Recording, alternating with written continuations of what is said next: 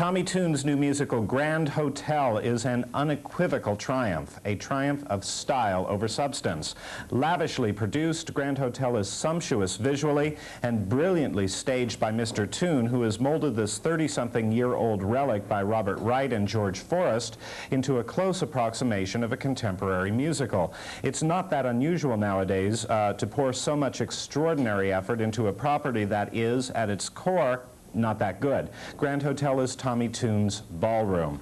Luther Davis's book, comprised of vignettes and based on Vicki Baum's novel and the 1932 All-Star Oscar-winning MGM film, is little more than a two-page treatment that somebody forgot to flesh out.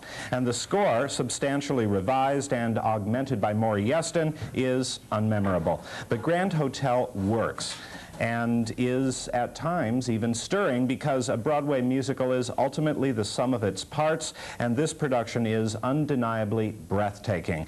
From the first downbeat to the final waltzing fade out 2 hours later, Grand Hotel never stops moving. But the movement is never gratuitous. It is in fact as or more meaningful than anything said or sung.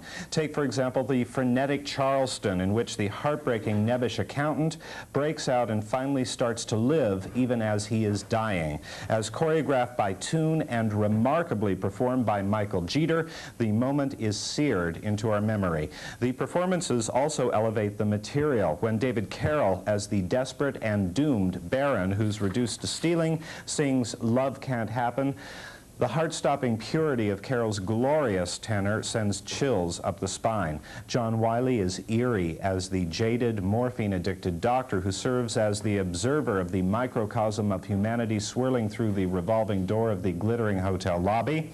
Jane Krakowski as the Sally Bowles-like typist with dreams of Hollywood stardom as the epitome of a 20s flapper. And Liliane Montevecchi is honest, restrained, and quite touching as the aging ballerina. Gypsy is arguably the finest conventional book musical ever written, and 30 years after its debut, the story of the rise of Gypsy Rose Lee is still fresh and timeless. From the most famous overture in musical theater to the overwhelming power of the climactic Roses turn nearly 3 hours later, Gypsy tells a tough yet captivating backstage saga that transcends its theatrical milieu and sends you out of the theater on an adrenaline high rare these days. This revival, briskly directed by the librettist Arthur Lawrence, is for the most part crisp and exemplary.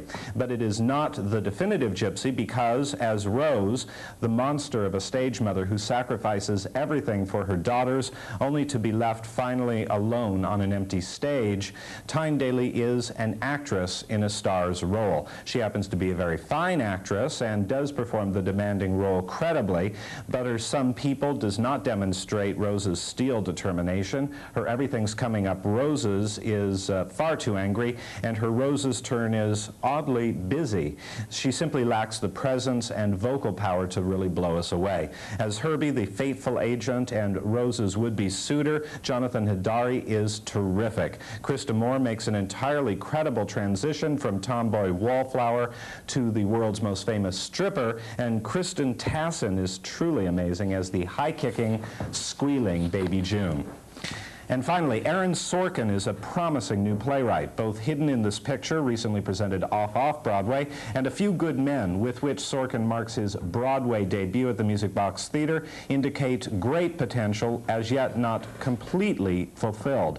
A Few Good Men may be formula, but it is immensely entertaining, and this production is impeccable. Set in Washington, D.C. and Guantanamo Bay, Cuba, and using an actual occurrence as a point of departure, Sorkin has written a straightforward courtroom melodrama about two enlisted men accused of accidentally murdering a fellow Marine.